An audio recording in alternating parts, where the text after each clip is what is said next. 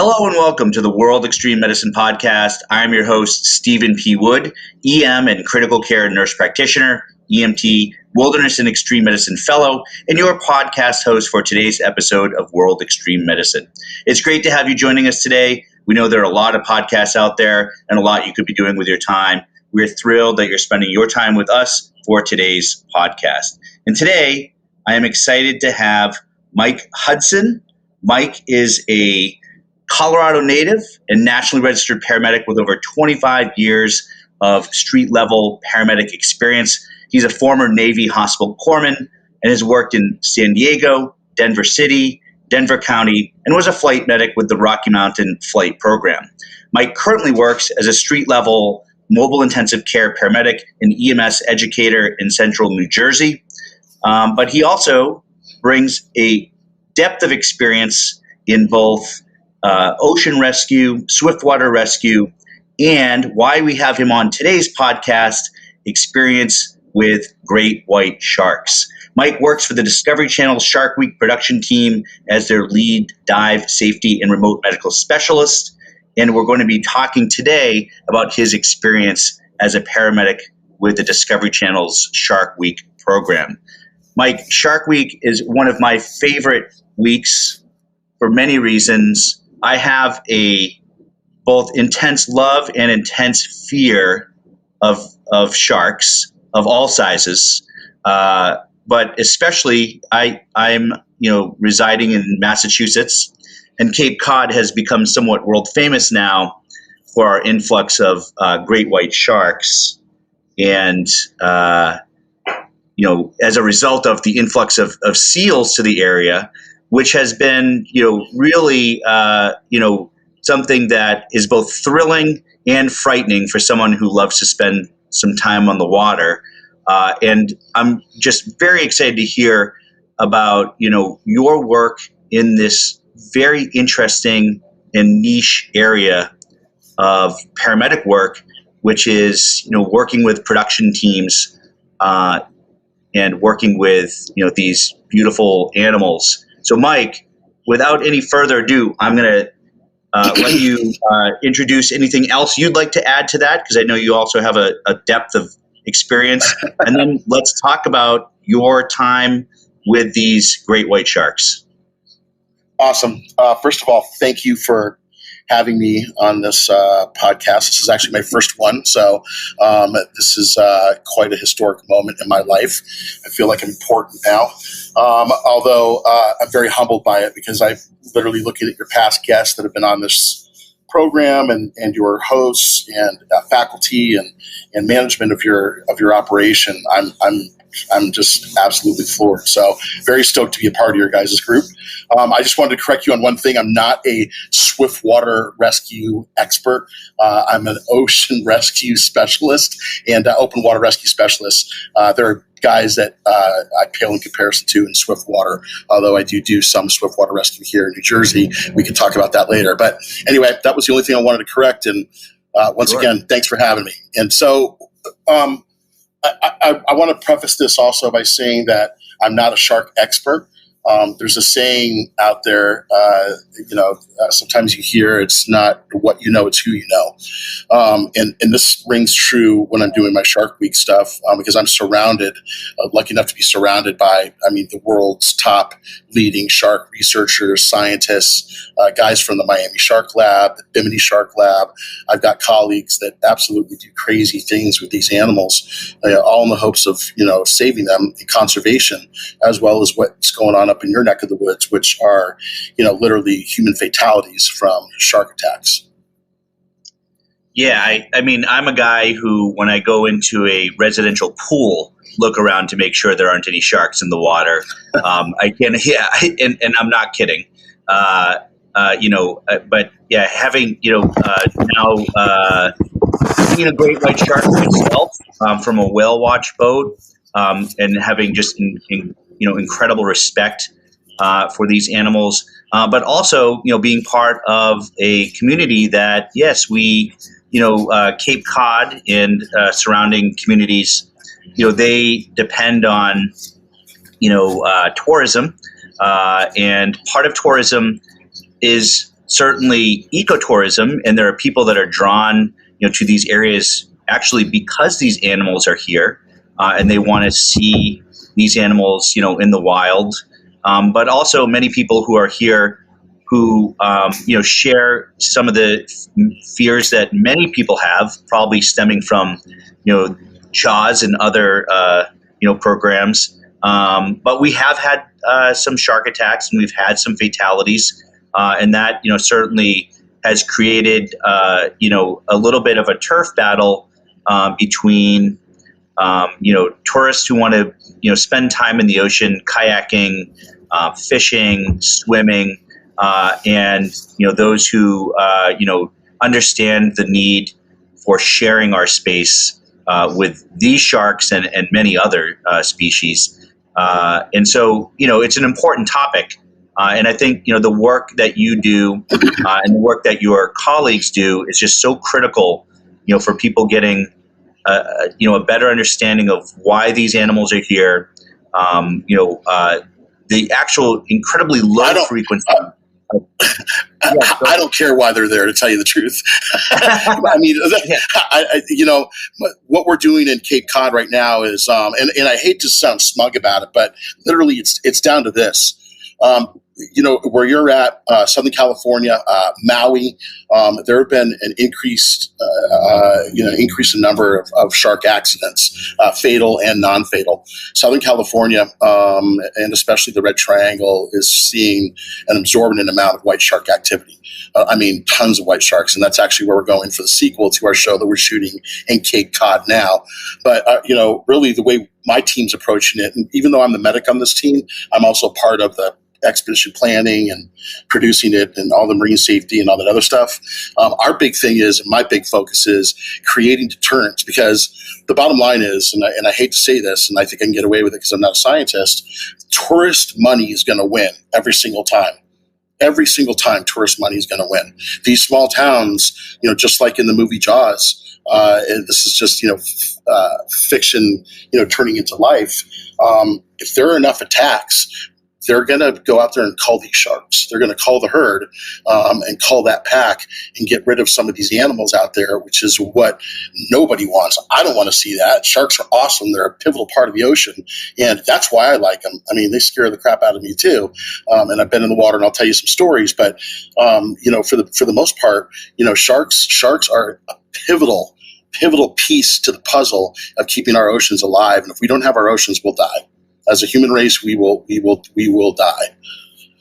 Yeah, no, I absolutely agree. And, I had actually started to write an article a few years back that was examining, just the low frequency of shark attacks. And that was true for the latter part of, the last few centuries. However, that changed. Now we're seeing much more human shark interaction. And you're absolutely right. Vacation dollars, tourist dollars, they're going to win. And while there's certainly an attraction to these animals for some people, at the very end, they want to spend their time in the water and feel safe. And that can lead to, like you said, some real detrimental effects. So let's talk about that. Let's talk about, I'd love to hear how you got into this field. How you went from being a paramedic in Colorado, which doesn't necessarily border any oceans I know of. My geography is not from an American school system. But how you went from Colorado to working with, in Cape Cod with great white sharks. So let's lead with that, talk about how you got involved. And then I want to hear, and I'm sure our audience members do as well, what goes into this kind of preparation for, what is a really intense, kind of both scientific but also medical mission. So I'll leave it to that. Let's start to hear about your background, and then you can take us right into, how do you prepare for these types of programs, and what is your role there? All right, cool. I hate talking about myself. I really do. I know it sounds kind of weird to say, but people are interested in this, and I really want to sell this show, meaning that I want everybody to watch it Shark Week, and I'll tell you about that at the end of the podcast. I started off with Shark Week kind of weird. I was teaching over at Naval Special Warfare Group 1 over at the SEAL teams. And I was asked to do that as a civilian to coordinate their paramedic program and an EMT program for their instructors because they were having a lot of injuries during training in the in the early 90s. And there were a couple of fatalities and whatnot. And they were looking at training the instructor staff up to EMT level. And then instead of sending their special operations technicians, is what the SEAL team medics were called back then, instead of sending them to Fort Bragg and to Fort Sam Houston to do their pararescue stuff and go through 18 Delta and do all the similar things that most special forces medics go through, kind of that pipeline. One of the big mainstays was having a paramedic certification. So instead of sending them to a place where they could cause trouble, I guess, because team guys are notorious for raising hell, especially on other service bases, they decided to do the paramedic program in-house. One of the things that we were able to do with the college I was teaching for, which was Southwestern Community College, is I was able to set up a mentorship program for the SEALs who finished paramedic school. They were all done. They had their national registry certifications. They were waiting to either go to 18 Delta GOAT Lab or move on to other specialty schools or whatever. At that time, they would actually come out and ride with us. I'm a street paramedic through and through. So I like working busy units. I like working, quote unquote, in the hood, if you can say that without being canceled. I like working in the hood, and I like working and serving people who don't necessarily have access to really good medical care or any other kind of things. And when I'm saying good service, it's quality service, right? So long story short, I always gravitate towards those busy areas, usually lower income, because that's where the trauma's at, and that's where all the good chronic medical cases are. So I was able to take the SEAL team guys and put them out in the field with the paramedics, and they could actually do their skills as part of an agreement under Southwestern College. They were still considered interns and able to practice in San Diego with a paramedic unit under a preceptor. So it was really kind of cool to take these medics, throw them in Southeast San Diego during, the crack wars and, all the stuff that was going on with the different gangs that were going on in the area of that part of San Diego at the time. A weekend night, there's a SEAL team medic, you'll see a shooting and a stabbing easily once a shift, if not twice a shift, along with some chronic medical problems that they normally would not see as SEAL team, as team medics. They're not Green Berets. Green Berets kind of go out there and, do a lot of community and medicine and go out and kind of embed themselves with the natives. The team guys are out there for one purpose, and we pretty much know what that is. And, they had to be, pretty good with trauma. So circling back around to that, some guy owed me a favor, believe it or not. And Shark Week, Discovery Channel, Jeff Kerr, who is one of the big players, Air Jaws, right? Everybody knows Air Jaws. Jeff was going to do a very unique show out of Guadalupe Island, Mexico, which is a very remote island off the coast of Baja California, off Ensenada, about 225 miles from San Diego. It's in the middle of nowhere. There's nothing out there except a gigantic volcanic island that comes up just right out in the middle of nowhere. Like I said, approaching it was just like King Kong when we approached it for the very first time. But I'll take you back to the phone call from Jeff. Jeff said that he was looking for a paramedic to go to Guadalupe Island for a 14-day expedition to film Andre Hartman riding great white sharks. So okay. This was what was this, 2005, I think, 2003, whatever. It was a long time ago. But I just sat there. This is a joke, right? I thought it was one of the guys playing a joke on me from the teams and whatnot. And by the way, I'm not a SEAL. I just want to make that crystal clear. I am not a Navy SEAL. I was a Navy corpsman, not a Navy SEAL. So I want to be crystal clear about that.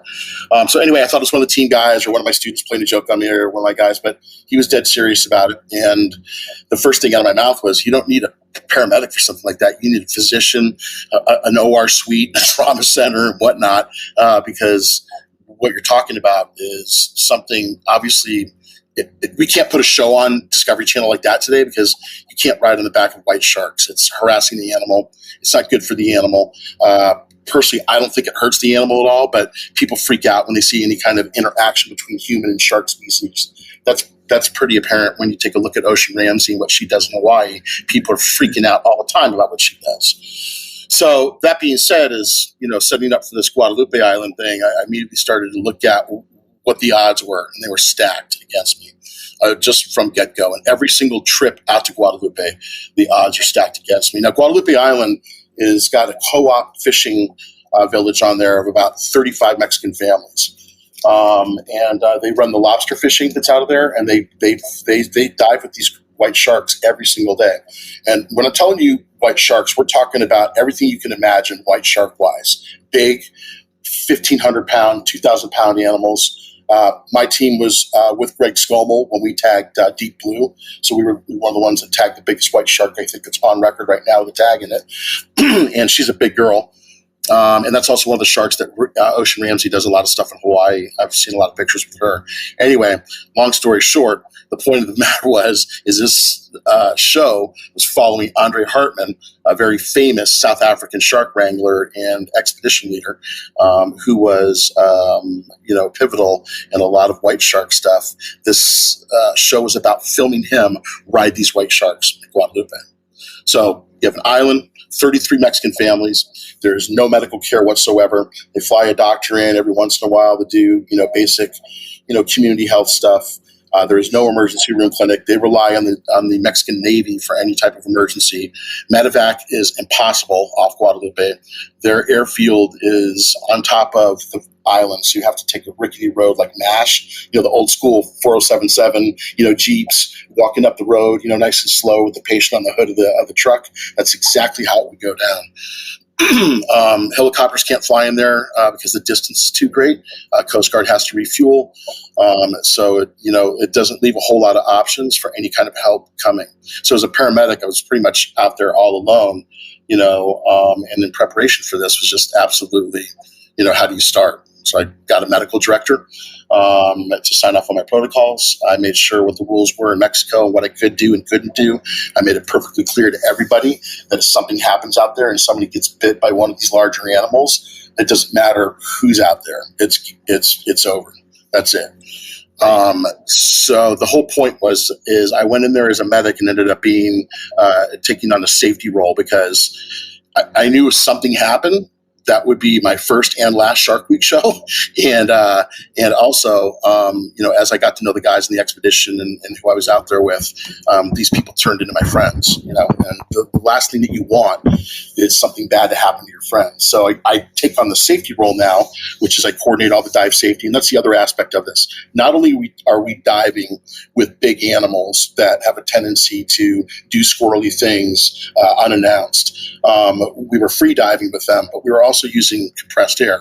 So now you talk about anybody who's being, a shark, and I like to say shark accident. If there's actually a shark accident, it will turn into a dive accident also, because I don't care how calm and how cool you are underwater. If you have an encounter with a business end of a white shark, you are going to change your depth rapidly, whether the shark does it for you or you do it to get away from the shark. So there's a definitive risk also for a dive emergency. And once again, no chamber, no emergency room, and no clinic, no doctor, no nothing. So it was a great trip, and we ended up pulling. I mean, it's still, I think personally, one of the best shows on Shark Week ever, period. The footage that we got, Andre riding these sharks out in the middle of nowhere. And there were times that we had, Steve, I'm telling you, bro, we had, 6, 7 white sharks circling around like a pack. And they would almost work cooperatively together. And we were surrounded by them for 14 days. I'd never seen a shark in my life. I was an avid surfer, diver.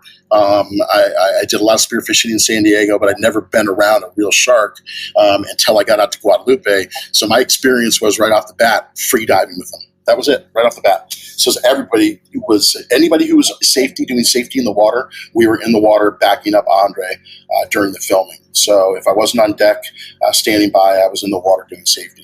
And obviously, go ahead. What's your next question? What happens if you get bit?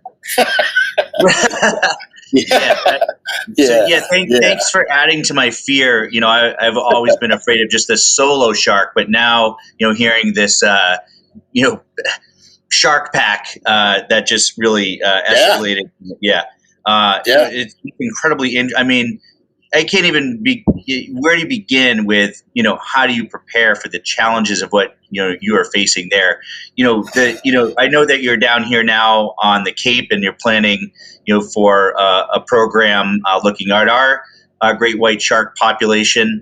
Here on not looking. We're going there to develop a deterrent that works. I mean, I personally, I'm kind of like the outspoken one of my group, that the team that I travel with. I travel with kind of like a team of guys that that Shark Discovery Channel goes, all right, we're going to have Shaquille O'Neal or Michael Phelps or Mike Tyson or any of the big high ditch celebrities.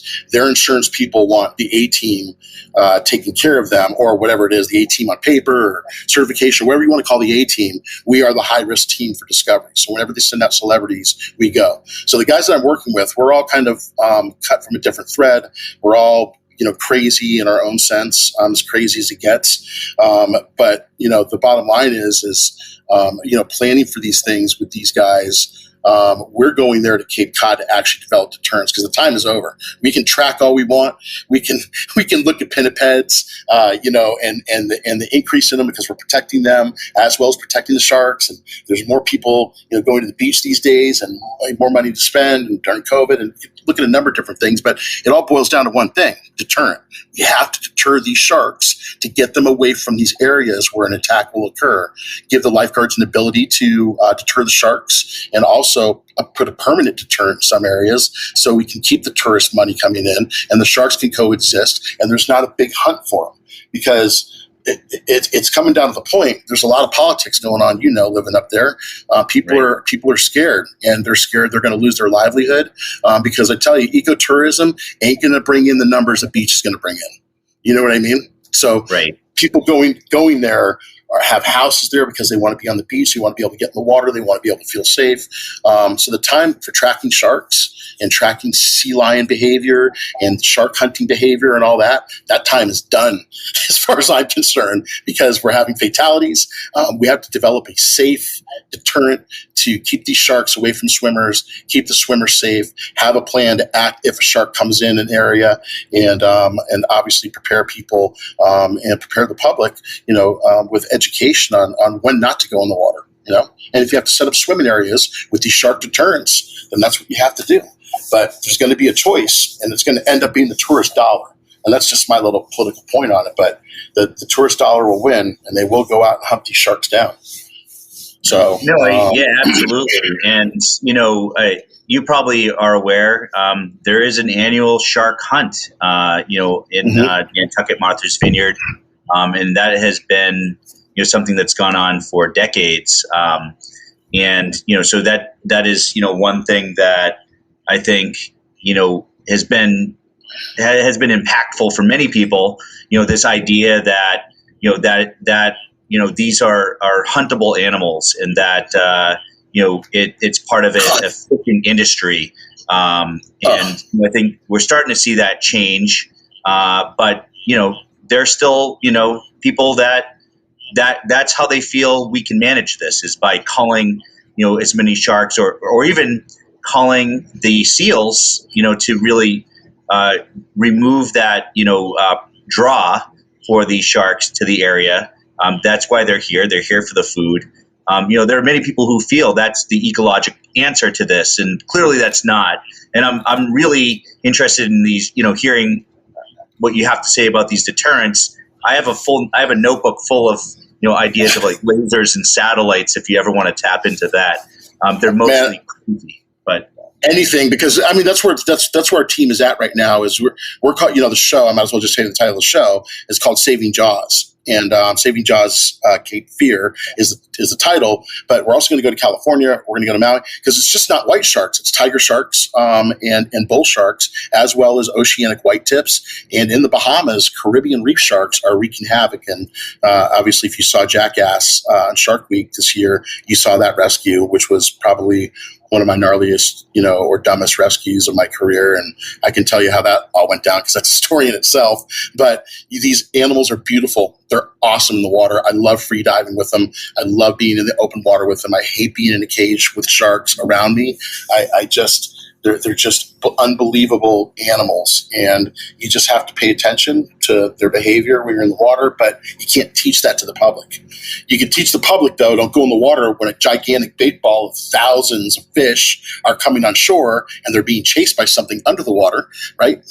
You could tell them, don't go in the water when that's happening, but there's just not any kind of, we can barely keep people out of rip currents, much less keep them out of the water when they're sharks. However, I think people have a healthier respect for sharks than they do rip currents. But rip currents kill more people than shark attacks 100-fold, 1,000-fold. Absolutely. I've thankfully not had a significant encounter, but I was on a kayak with my wife in the waters in coastal Maine when all of a sudden, a large school of fish started, passing by, chased by some seals.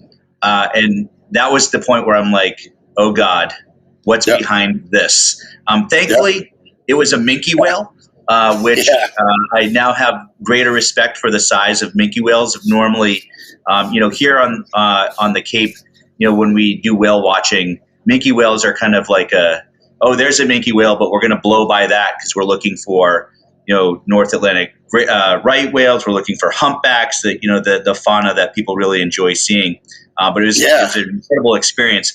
I've been out in the water, Steve, before. I got to tell you this, bro, because it's so crazy. I've been in the water, but we do a lot of stuff in the Bahamas, and at night when you're on a boat for 8, 9, 10 days, you want to jump in the water at night. We turn the lights on. Everybody's kind of hanging out and having a couple beers and planning for the next day or whatever. And I've actually been in the water at night in the Bahamas and had a remora come up and attach himself to me, a big remora. And my first thought was, what is this on me? I knew it was a remora. I go, where is the shark this thing just came off of? Do you know what I mean? Because it was good size, and they were out there. We just couldn't see them because our lights were only going so far that were being cast off the boat. So obviously, I got out of the water. Yeah, I think that's a good idea. Let's actually talk how. So you're very experienced in this area. I'm sure that you've built on that year after year. Let's talk a little bit about, how do you prepare for this type of medical? What is your medical intelligence? What are the ways that you kind of prepare for this type of mission? I think, this has application not to just, what you're doing on the waters, but this has application for people doing any type of, remote work, austere work. Medicine, period. Medicine. Yeah. Street medicine, period. Absolutely. There's lots of application there. So what's your kind of method? What's the method to your madness for, preparing for these types of missions? And what are some of the lessons learned? And then I want to talk about your rescue, with Jackass, because that sounds absolutely fascinating. I'm sure our listeners would love to hear that as well. So preparing for it is a feat in itself. And, obviously I do a lot of, like you said, intelligence gathering, if that's what you want to call it. Any of my friends who might listen to this are going to be laughing right now, me talking about intelligence. But it's a lot of on the phone, online, stuff on the internet, and you can dig pretty deep. But I look at, first of all, how can I get them out of the situation that we're in? You know what I mean? That's the first thing I look at. I don't even look at the medical care, because the medical care is pretty constant. I'll bring extra things with me if we're going to a certain area that might have, something that, I don't know. I can't even think of any time I've ever packed anything beyond a normal array of stuff. I don't pack any venom or anything like that. But the medicine is pretty constant as far as what I'm going to do. It's either going to be a fatal or non-fatal injury. And depending on how remote we are, we're talking, that non-fatal injury in some places, look at it and go, this is going to be a fatal. You know what I mean? Because of the amount of blood loss or whatever. So that that being said, anybody could go, oh, well, why don't you carry, blood products with you, or why don't you carry, central line kits and all this other stuff? Because quite frankly, just like a special forces medic, I don't have room for all that crap. And blood would be great to carry, but in a tropical environment, an environment that I work in with Shark Week, there's no way to maintain any kind of quality assurance to keep it safe. Do you know what I mean? It's just not a thing. So everything is focused on me getting them out of the situation and evacuating them. So I have, a couple air-evac services, civilian air-evac services that I use. First of all, that I set up wherever I go, meaning I pre-file insurance paperwork. Because we all know air medevac, right? In the private industry, they're not lifting off. Wheels ain't rolling unless they know they're getting paid. Do you know what I mean? That's just the fact of the matter. So any of these inter-facility, non-emergent flight, fixed wing, mostly fixed wing medevac services, they aren't going to roll unless they're paid for. And then the further you get out of the country, out of the United States, the worse that becomes. Like, everybody gets paid. The guy at the airport gets paid. The guy that turns the lights on at the airport gets paid. And we'll talk about the jackass rescue in a minute, because that came down to it. You got to pay off the ambulance guys. You got to pay off, the cops. You got to pay off. You're paying off everybody in addition to paying for the service. So I find that it's real difficult to find people who are trustworthy and who are really on point when it comes down to it. And once again, we'll go back to the jackass thing in a minute here, and we'll talk about that point. The other thing is the Coast Guard. I tell you what, mad props to the Coast Guard and those guys. They have been doing life-saving work, since the 1800s, all along all the coast of the United States. And I tell you, you want to know something about evac capabilities and how to get somebody out of something, the Coast Guard's always my first call. And then with that, I try to find out the intel of what their capabilities are, which are in 90% of their operations, they don't have anything above an EMT. So the thing is I have to figure out, will they let me go with them? Probably not. So I have to have that patient stabilized and ready for that EMT. I'm going to have to pass that patient down to a lower level of care to get them to where they need to go. If we go back to the Guadalupe Island expeditions and the stuff I do out there, that trip's literally, if we call in Coast Guard, it's going to be a rendezvous, hoist pickup in open ocean, and it's going to be basically a 7-hour call is before they get into San Diego. So I'm looking at anywhere from 6 to 8 hours before I get them into San Diego at a level 1 trauma center. So, and that's a dive chamber too. So as you can imagine, any kind of catastrophic bite, any type of significant dive emergency with neurologic compromise, or my God, pulmonary embolism, air gas embolism, and I'm working against everything. Now, once again, it goes back to money. Could we put a portable dive chamber on the boat? Sure, we could do that. Could we put a surgeon out there with whole blood? Sure, we could do that. But they're not going to pay the money. No one's going to pay the money for that because the instances are so rare of things happening. Insurance isn't going to pay for it. The studios aren't going to pay for it. And quite frankly, everybody's aware of the risk that I'm out there with, and they know the risk. All the shark wranglers, all the safety divers I work with, everybody knows what the risk is out there, and they're doing it because they're good at it. So it's kind of one of those things. It's like stuntman stuff, right? We know what the risk is. Here's my waiver. If I get injured out there, I know I could die. I'm not going to hold anybody accountable, and they sign that. But that doesn't take away the psychological factor of my friend being bit. You know what I mean? So preparing for that is once again, it goes back to me getting that patient to legitimate medical care. Because I'm a paramedic, man. I can put an EJ in somebody with a blood pressure of 60 pound, no problem. So I don't need a central line kit for the most part. I can drill an IO if I have to. There's a lot of things I can do, and I can carry equipment-wise out there. But people are right. You do need blood out there. You do need a surgeon to stop some of this catastrophic bleeding from a significant amputation. To go in there for, especially from the thigh or the upper leg.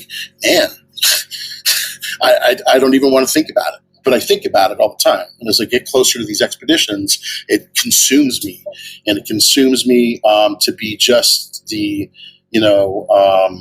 safety guy that I'm constantly fighting with my friends, fighting with the safety divers, fighting with everybody to keep them wrangled in and away from these sharks at certain points. And, one of my things that when any of my friends are in the water, whenever we're filming and people are in the water, I like to be as high up as I can get on the boat so I can see everything that's going on. Because you can actually tell, a switch in shark behavior, to pull people out. And if emergency occurs, it's real easy to lose people in the water. You know what I mean? Because everybody's focused on that emergency and everybody else is kind of ignored. If that makes any sense. And God rest his soul. Rob Stewart, that's what happened to him.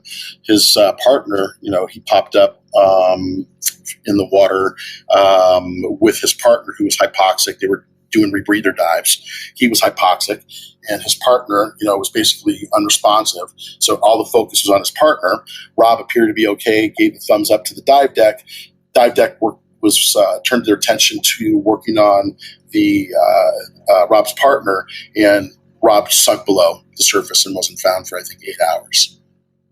So that was a big loss to the shark world. That was the guy that did shark water. So I've taken that lesson and written that into all my EAPs.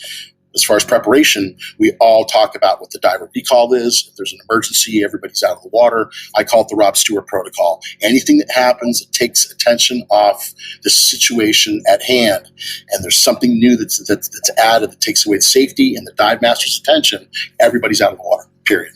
And I don't mess around about it. I've shut down production before, which is I have the power to do that, which is crazy.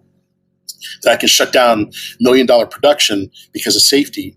And I've done it before, but it's also one of the things that you don't want to do because no one wants a safety guy being that guy shutting down production. But from what happened, my God, the Alec Baldwin thing, sounds like, I don't know, I can't judge, but that's, there's some safety issues there. There's got to be safety issues. And that's the thing is shutting down. So how do you prepare for it? Well, to tell you the truth, man, everywhere you go, it's different. And I like to take a look at also the medicine, what's allowed out there. What do they allow their paramedics to do? How stringent are they? And I also look at, I'm on the open sea too most of the time. So I get away with a little bit more out there as long as I'm not being negligent and going out of my scope of practice. I can kind of practice a little bit of advanced stuff that we would practice in the military as a Navy corpsman. I also have a medical director that I can call on the sat phone. And of course, Dan, the Divers Alert Network, is an excellent resource. So if anybody's listening to this right now, there's a couple things in my keys to success. Dan is one of them.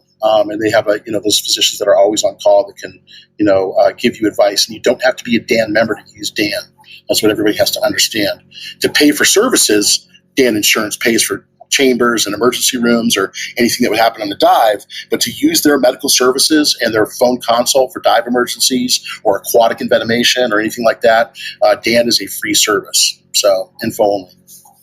Well, that's good to know. So I think, the take-home points from that, and I think this is applicable to any kind of, work, be it, even in the streets, but particularly, in austere environments, is pre-planning, knowing your resources, knowing your capabilities. But I think, people also need to recognize that you do still have to practice, within your scope of practice. I think a lot of people, especially, those who go to other countries to do medical work, it's critical that you understand that, you still need to practice within your scope of practice and that these aren't training, expeditions. You still have to provide that level of care that you're trained and certified to provide. And I've seen that, I've worked in Haiti and, where people who, escalate their scope of practice just based on the fact that they're in another country. And that really can, cause some significant problems, not only for that individual, but also for those people that you're taking care of. So I think that's a really important point. Please. Looking at that, Steve, you're absolutely 100% right. And I get medics that go, oh, how do you get into it? Or like, I can't go on an expedition, so I've got a group of medics that I send out on various expeditions that I work with, kind of a core group, a co-op, if you want to call it that. But I also, kind of people break into the business and they go, what do I need to take? I go, well, there's some certain things that you need to remember. Number one, you're practicing in someone else's country, so you can't do crazy stuff. And if you mess up, that's on you, and it's going to be on you for a very long time. It may not cost you your license in America. It may not, have any residual legal problems, but you're working on people and you're taking care of patients. And the number one thing is do no harm. M is for mobile and do no harm. So, you got to be able to take care of patients on the move, get them to where they need to be because you're a paramedic. Don't play doctor out there. Now, one of the big things, and I think since you've done expedition work also, and especially in Haiti, right? Infection. That's the big one, right? So out of scope of practice, if you really talk about paramedics working expedition, out of scope of practice as far as my level, the furthest I really go is antibiotics, broad spectrum antibiotics. And it's not really out of scope because it's within paramedic scope. We did it in Colorado. We gave, 2 grams of or a gram of Ancef, for any open fracture in the mountains, during rescue work. So I've been giving broad spectrum antibiotics, but to actually keep somebody and go like, we're not going to evac this person. I think we can get through it. We're not going to stitch the wound closed because that's the big rookie mistake out there. They stitch the wound closed. It gets infected. They have no antibiotics and you're in a third world country and you're already 12 hours behind the 8 ball. You know what I mean? So in Cuba, I had a crocodile attack, right? So Melissa Marquez was attacked by a crocodile underwater at night. We were doing a night dive with the crocodile itself. And it was a crocodile that was pretty much, pretty habituated to human activity. You could literally whistle, go out on the back deck of the houseboat and whistle, and the crocodile would come right to you. If that crocodile could be on a mission, to 1,500 meters away, and if you whistled loud enough, that croc would turn and come right to the back of that boat deck. Every single time. So me and my buddies actually went free diving with it before the incident happened. Long story short, just a matter of circumstances, the perfect storm. 2 separate light rigs failed underwater, which put everybody into darkness, which obviously, if you know, crocodiles are opportunistic hunters, right? And this is an American saltwater crocodile. And also, that wasn't the only crocodile that was there. So lights went out, divers got separated. Melissa got separated from the pack and her safety diver. Trying to recall everybody in because it turned into a chaotic situation.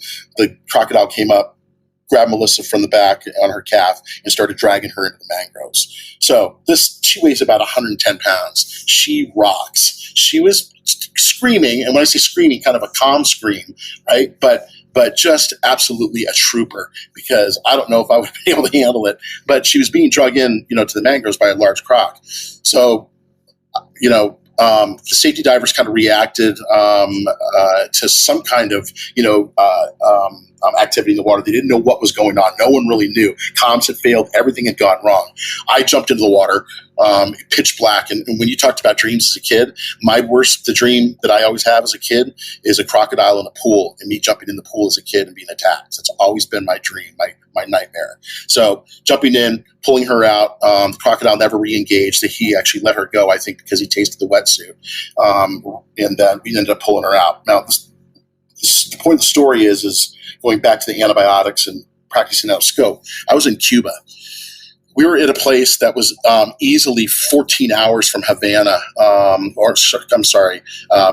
hours from Havana. 14-hour boat ride to get to where we need to be, and then also a 3 or 4, 5-hour road, by highway into Havana. Havana's the only place that's got any kind of medical stuff, right? So to get where we were, the Garden of the Queen, it was literally an act of Castro himself to get a patient out of there. So when she got bit, I had open wounds from a croc attack, right? So immediately it's staph, it's flesh-eating bacteria, everything's going through my mind because I knew she wasn't going to die from it, right? Bleeding was controlled. She lost very little blood. So I knew she wasn't going to die. The point was now the infection from it. I knew I was going to have to medevac her. She had compartment syndrome was starting to develop. You can see because of the crush injury in the calf. And, basically I stuck a hose in each one of the croc holes, rinsed it out, and this is another key to anybody who's listening, Dakin solution. I always travel with bleach. So in Cuba, this is what probably saved her leg is I ended up making Dakin solution because what had happened is Cuba refused to medevac her. The Guard and the Queen, the people who were running the operation itself, felt that she was not a critical case. It was at night when she got bit. We had to wait, and then we couldn't get authorization to do anything else because anything in Cuba is you have to have permission to do it. You don't even have radios over there. I had no telephone. I had one landline that went out, and I could only use it for 5 minutes at a time to try to get any kind of medical advice from my doctor here in America. So just trying to get medical advice to treat this patient, because I was going out of scope of practice, right? I was treating wounds, I was developing a wound care plan, and I was administering antibiotics. Well, her first round of antibiotics that I administered, she immediately had an anaphylactic reaction to it. So I had to give her epi. Her blood pressure dropped to nothing. She vomited, her entire blood volume out, not bleeding, but, her entire interstitial volume. And she was dehydrated, and obviously, there was the start of infection. So we couldn't get her medevaced out for about 36 hours is by the time I got her out of there. She was in Florida at Jackson Memorial, I think within 72 hours, and she was infection free by the time we got her there. So I was doing literally Q3 hour dressing changes, irrigating the wound with Dakin solution, and that's D-A-K-N or D-A-K-I-N-S, Dakin's solution. And it's a lifesaver out there for any type of marine envenomation, any type of marine wound, anything like that. It's Dakin solution all the way. So long story short is I had the plan. I had the plan to give the antibiotics. I couldn't confirm it with the doc. I went ahead and did it on standing order. She had an anaphylactic reaction to it. I had to treat her for that. And now antibiotics were off the table. I had nothing else. So, and I was alone. I had nobody else there. I had a guy that was a nurse, a former nurse that spoke Spanish, and he was helpful. But I mean, it's a very alone feeling when everybody's looking at you, going, "Come on, dude," and I'm just sitting there going, "I'm just a paramedic," So, and it goes back to the big question at the end of this: is then why take on the responsibility? You're just a paramedic. Can't you just turf it? Well, they'll find another paramedic to do it. It won't go to a doctor. It'll go to a paramedic. You know what I mean? And a set medic. And that's a gamble of what kind of medic you're going to get from that. So anyway, set medics typically, and I'm not bashing on set medics. I'm just saying set medics that, work, and do Wheel of Fortune every week aren't going to be equipped or probably within scope of practice to manage anything on an expedition like that. So, but that ended up working out okay, and she ended up doing just fine, and there were no residual problems, and I don't even think they gave her antibiotics at Jackson. I think they let it go. Fascinating story. I can't imagine that set medics from Wheel of Fortune would be able to replicate that experience for sure. Well, that's nothing on them. It's just exactly. It's literally 25 years of no. I know you're kidding around, but it's true. The guys that work Hollywood and stuff, most of them are retired medics. They're EMTs, first of all. They're not paramedics. 90% of can I tell you the most abused word in Hollywood is medic? You know what I mean? Right. 90% of your medics on the sets are not even EMT. I wouldn't even say EMT certified. They're first aiders. They have a first responder card. They used to be an EMT. That's usually the background story. Because a lot of guys call me and go, "Hey, I want to get into what you're doing." I go, "You need to be a paramedic and you need to be practicing. You can't not be a practicing provider and go on these things." Right. Absolutely. Well, we're coming up on our time limit here, but I think that was a fascinating story. I want to hear a little bit more. You've already led into this about the experience with Jackass. Who had a pretty significant shark encounter as well. Can you lead us into that and then talk about, what that experience was like and again, some of the challenges you faced with that experience? Sure, I'll try to keep it short. I'm sorry if I'm being long-winded. I don't usually tell these stories, so I just don't know what the format to keep it short, because there's a lot of points that I've learned, my mistakes in the field and what I've come to. So we go back to the planning thing for Jackass. We were in the Bahamas. Obviously, Jackass, the word Jackass, and the movie and their whole shtick is getting injured. That's their thing. They get paid for their injuries, basically, if you want to get right down to it. Not officially, but the bigger the injury, the more wow factor, the more money they get, the more followers, yada, yada, yada, right down the line. So I knew I was going there, and they weren't concerned about safety. as much as I was, and but yet they were safe. If that makes any sense, they were talking, but it was the point is everybody was focused. We got to get that shot with the shark. We got to do this thing. Well, we were doing the Fonzie jump over sharks, and it was end of the day. The guy that was wakeboarding, I was pulling him on the jet ski. It was a rental jet ski. They'd rented us 2 jet skis. I had no rescue sled. I was put in a position without a rescue boat to shoot this, and I should have called it, and that was my mistake.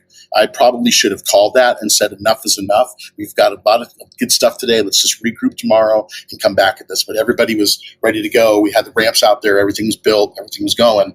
So we continued on. So I just think everybody denies that, but I still think that I should have called it. But everybody says everything's good. So long story short, going to jump the sharks, I was pulling him on the jet ski. He didn't stick the jump, ended up hitting the surface. Caribbean reef sharks, about 5 or 6 of them, immediately went on him. One of them got a hold of his wrist and hand and basically partially amputation, severed both radial and ulnar arteries, all the ligaments, all the tendons, bone, everything. Just basically it was just partially just hanging there, right?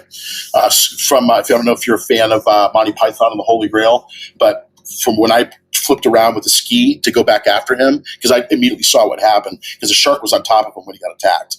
So I flipped the ski around to go back after him, and I could see the blood spurting out of the wound as I approached. There was no way I was going to be able to grab his wrist and pull him onto the back of the ski, so I had no choice but to ditch the ski and go in the water, see if I could scare the sharks off from him by making a big, huge shadow, a presence we saw the way I jump in, just a big jump as I could get to scatter the sharks. Safety divers I knew were already coming up to get him, and we had to move him to the back of the deck to get the bleeding under control. You can't control bleeding in the water. That's the bottom line. I don't care who says what. You cannot stop bleeding in the water. All focus is getting that person out of the water.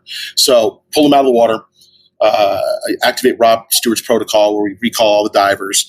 I knew I had a catastrophic wound. He lost a lot of blood already. If you see the YouTube video, you can see the pool of blood around him as we were swimming him in. I got bumped, 4 or 5 times by sharks. I don't know why I didn't get bit or how I didn't get bit, but by the grace of somebody, I didn't get bit. And that's why I call it one of my stupidest rescues ever, because I shouldn't have done what I did. Long story short, we got him up. Took 2 tourniquets to control the bleeding. We actually had to make a makeshift tourniquet, and initially because as they were transferring my med gear from the rescue boat over to the main dive boat, which is where we pull them up to the deck, they dumped all my gear into the water and it sunk. All my gear, tourniquets, trauma kit, AED, all my shit. I'm talking probably $3,000 worth of equipment and stuff just ruined all the way down to the bottom. So I had to find, we did a makeshift tourniquet with a dive belt, which worked great. And with that, I was able to find another tourniquet, put that on, control the bleeding. Then it came down to throwing him in the boat and getting him out of there. So we put him in the boat and now here's one of the things we talk about preparation, right? Whenever I'm in these third world countries, I don't have ambulances. I can't pick up 911 and call 911. Now in the Bahamas, you think you can do that. You think they have a robust public safety system. They do not. I'll tell you that much right now. It is a safe place to go, but if you get injured there, you're in a lot of trouble, especially on the outer islands. So that being said, we had called 911. So the minute that injury happened, my EAP was the captain was to pull all the divers out of the water. The first mate calls 911 to have the ambulance waiting for us at the marina.